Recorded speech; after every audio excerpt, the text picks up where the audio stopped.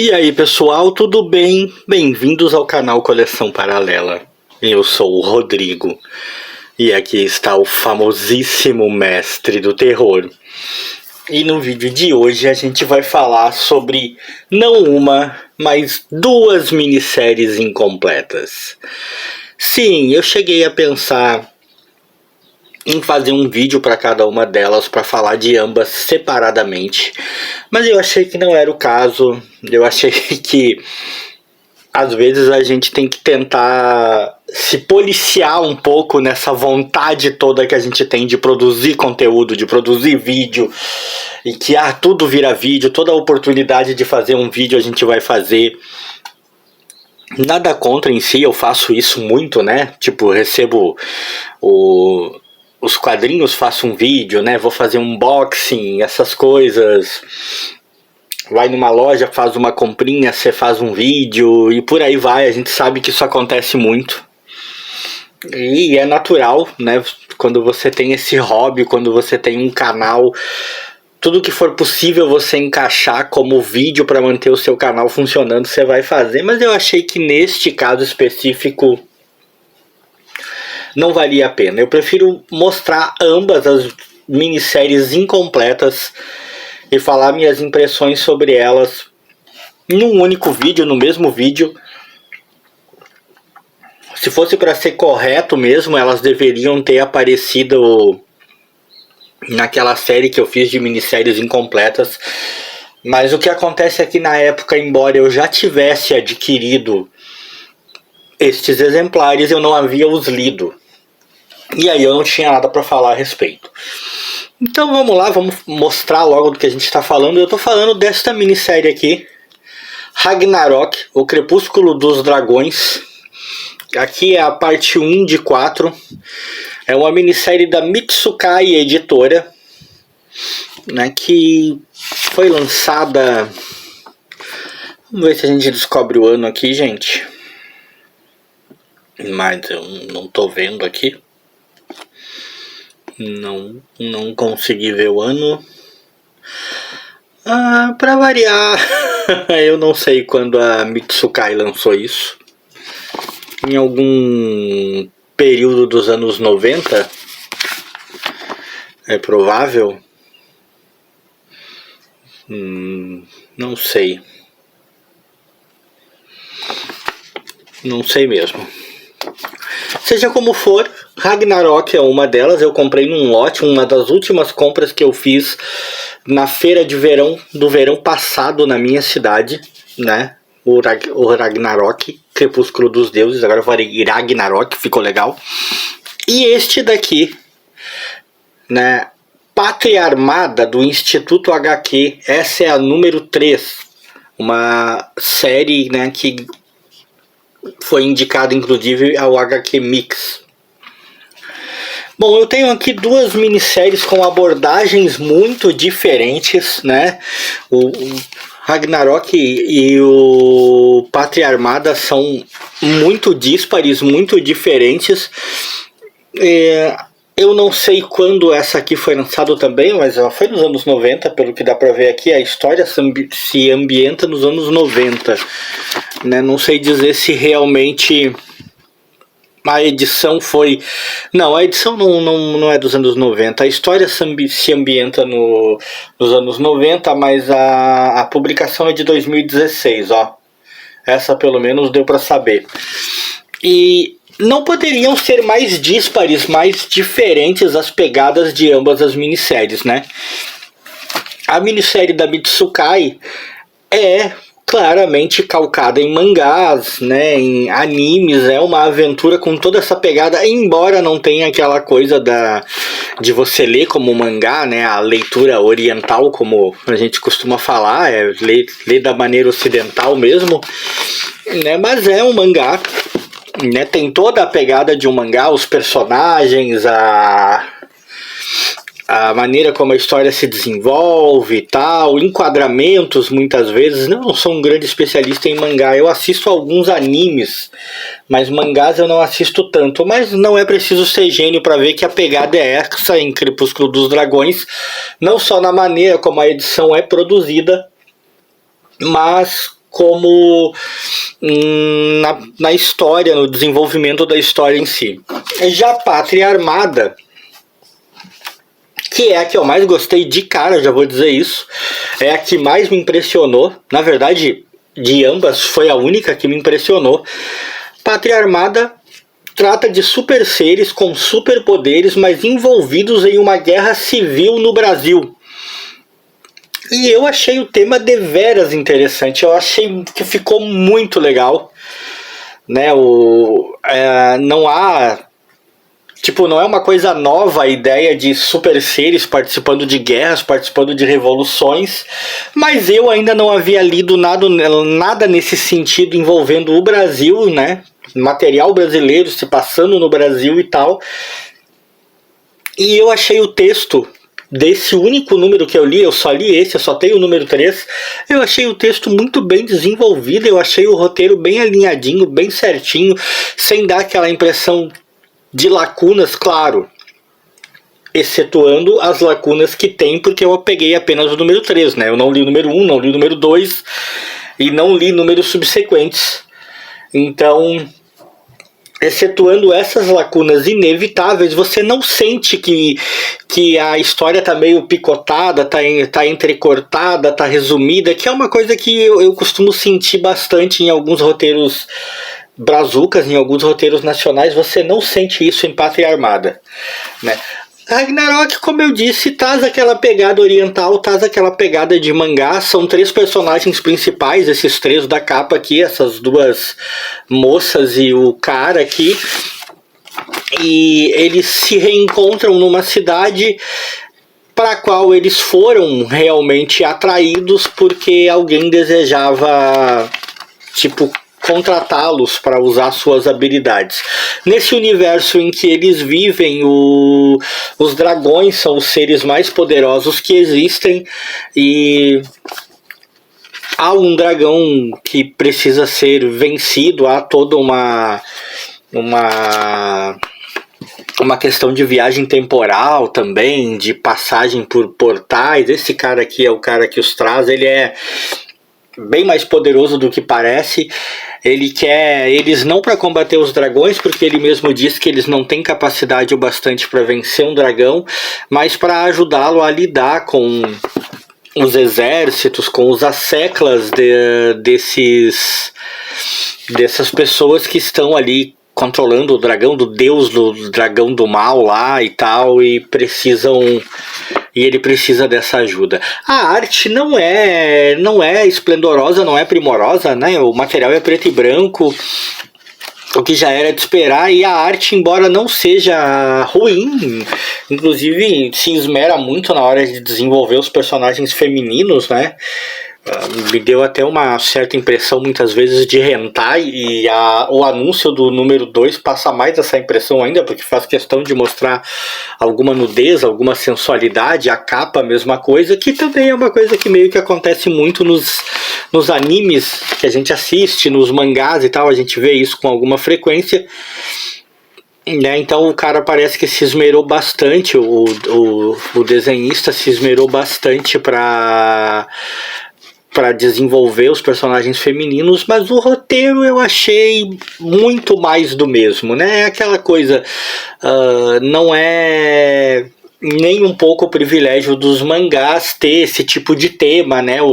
Os personagens principais, os protagonistas que têm ligação entre si, muitas vezes nem tão amistosas, mas que se unem porque foram chamados por uma terceira força, e que vai fazer com que eles voltem a trabalhar juntos e enfrentem mil questões, né? Inimigos poderosos, suas diferenças são acentuadas e tal, né? Ou seja, isso é extremamente comum, extremamente básico por aí.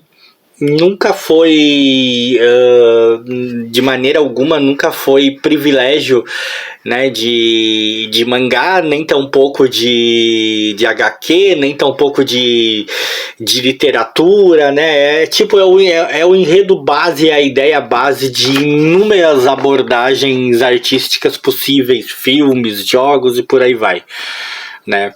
Inclusive, ó, o roteiro é do Cláudio Muniz com Marcelo Barbosa e os desenhos e capa né, são ambos do Marcelo Barbosa. Então o Marcelo Barbosa é o desenhista. Como eu disse, a arte não chega a ser ruim, não chega a ser desagradável em alguns pontos. Parece que faltou um pouquinho mais de arte final, mas também é uma coisa que eu observo algumas vezes que é meio comum no universo de alguns mangás. Tem isso, eu já vi isso em alguns que eu li, conversando com algumas poucas pessoas que eu conheço que são fãs de mangá. E já comentaram comigo que tem alguns artistas, né, alguns mangakás, né, que fazem isso, tem essa coisa de deixar personagens de fundo muitas vezes meio sem rosto, meio sem arte final. Só que, embora não comprometa, a arte também não empolga, né? Há um desenvolvimento muitas vezes meio de uma anatomia até que parece um tanto errada, um tanto impossível, um tanto truncada aqui, como essa personagem da capa.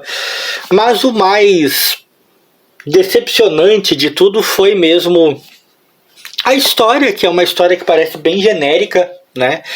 Os caras, parece que tudo é calcado nos dragões, no cara que contratou eles, que veste uma armadura de dragão que lhe dá poderes no nível Deus e tal. E embora obviamente eu não li as outras edições, eu nunca avancei, né? Teria mais 3 edições para eu avançar e saber. É aquela coisa, a primeira impressão é a que fica, e a primeira impressão que ficou comigo é que eu não tenho interesse em ler as próximas edições, porque me pareceu que realmente vai se manter numa coisa bastante comunzinha, bastante clichê. E inclusive o confronto dos protagonistas no começo e tal, e isso às vezes meio que cansa, né? Eles chegam a enfrentar um dragão aqui, o contratante deles, o cara poderoso, né? Veste pela primeira vez diante dos olhos deles sua armadura de dragão e derrota esse dragão. Enfim, como vocês podem perceber, eu nem citei nomes de personagens, eu nem me dei a esse trabalho, porque realmente foi uma história que não me pegou. Não vou me ficar aqui tecendo 1001 críticas e tal, não vale a pena, é uma história já antiga também, né? Eu nem sei se a Mitsukai Editora ainda existe, se ela ainda publica ou não, mas a questão é, comprei na época por curiosidade, para experimentar, eu li, não curti, não faz meu estilo. Já Pátria Armada, como eu já entreguei antes, tá aí uma série muito interessante, né? Tem feras trabalhando nela, né? Klebs Jr., Wellington Dias, Nelson Pereira, Stephanie René, ou seja, tem nomes. Claro que desses nomes o principal para mim, o que eu mais conheço é o Klebs Jr., né? Inclusive assina roteiro e arte, né? E a arte é boa. A arte é muito boa, bastante realista, sem ser muitas vezes pedante demais. A colorização não impressiona, mas o fato de ser colorida é bem legal. Tem um papel, para quem se importa com essas coisas, tem um papel de mais qualidade, assim, não é o famoso papel jornal, né? Não ligo, eu andei para isso aí, né? Para mim o que importa é que eu achei o roteiro, eu achei as informações que eu consegui pegar lendo essa história realmente muito interessantes. O personagem que mais me impressionou foi esse, o Rasta, que é um cara que pode ficar gigantesco. Eu curto esse tipo de personagem. E não dá para saber muita coisa, eu poderia ter ido buscar mais informações, né, gente, mas eu não fui. Eu quis ficar com as impressões que me foram dadas, mas o que dá para perceber é que nesse Brasil aqui, nessa realidade, uma guerra civil eclodiu, e entre os federalistas e legalistas, e a guerra é pesada, inclusive com armas químicas e envolvimento de super seres dos dois lados, pelo que eu pude perceber. Nesta aventura particularmente não aparecem os super seres que estão do lado contrário, né, aos protagonistas da história, mas eles são citados e eles tentam, né, os federalistas tentam explodir uma bomba química em São Paulo e são impedidos pelo grupo de assalto. Aqui tem algumas imagens interessantes aqui no fundo, né? Tem muitas sacadas interessantes que eu vou comentar rapidamente, mas onde é que tá a imagem do grupo todo aqui que eu queria? Aqui, ó, tá. A Tropa de Impacto é o nome, né? Este é o grupo que aparece aqui com os personagens. Aí tem a arte do Wellington Dias para a personagem Cristina, tem a Graça de Leno Carvalho, o tal do Guari do Rodrigo Urbano, né, a Cristina aqui de novo, José Carlos da Silva, e o Rasta, Fábio Laguna. E essa guerra eu não sei exatamente, né, por que começou, nem mesmo sei quem são os mocinhos. Às vezes a gente se engana, acha que quem está protagonizando a história é que são os bonzinhos e não são. Eu me permiti não saber e não vou ficar procurando informações. Quem sabe um dia eu encontro os outros números, né? Não sei quantos tiveram. E por mim mesmo eu concluo a leitura da história e chego às conclusões, porque a história é boa, né? Nesse tipo de HQ, com esse tipo de pegada super-heroística, ficção científica e tal, tem sido bem raro eu me encantar com o material brazuca. Eu tô sempre falando isso, é bem difícil eu gostar de material brasileiro. O material produzido no Brasil que normalmente consegue me conquistar é terror. Fora isso eu tenho dificuldade. Mas Pátria Armada me impressionou, porque essa ideia de fundo de uma guerra civil, e uma guerra civil pesada, envolvendo também super seres e voltas e reviravoltas e tal, cara, eu curti bastante. Tem uns apêndices bem legais, que nem aqui, por exemplo, o Dom Pedro V. Ele é o regente de uma província, vamos dizer assim, de uma república, né, independente, né, o Reino de Guanabara, que não se envolveu na guerra civil e que é neutra, e que ele, na verdade, ele é contra a guerra e gostaria que o Brasil se unisse. Aqui tem, inclusive, uma foto da família dele. Aqui é como se fosse uma matéria de jornal, é muito interessante. Depois tem isso aqui, a Tucano Estrela, uma empresa de construção, tipo uma mega empreiteira, né? Inclusive o logo deles, ó, o que a guerra destrói, nós reconstruímos, que fica pelo Brasil aí reconstruindo obras e tal, fazendo obras gigantescas.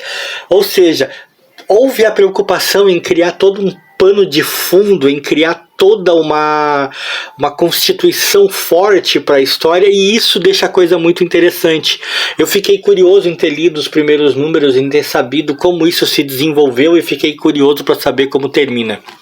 Então, enfim, 2 minisséries incompletas, uma não pretendo completar, a outra, Pátria Armada, realmente achei interessante, e quem sabe um dia eu descubra como ela termina.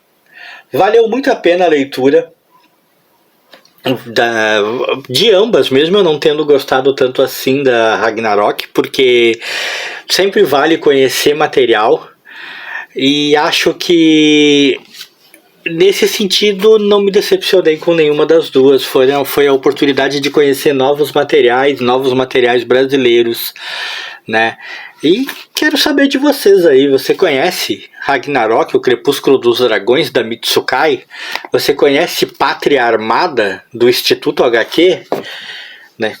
Gostou de ambas? Gostou só de uma? Você recomenda alguma?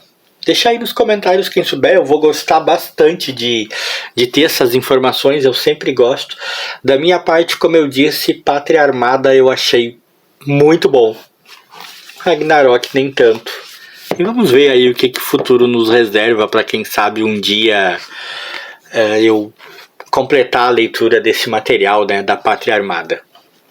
E desse vídeo, se você gostou, deixa aquele like aí pra mim e pro Mestre do Terror.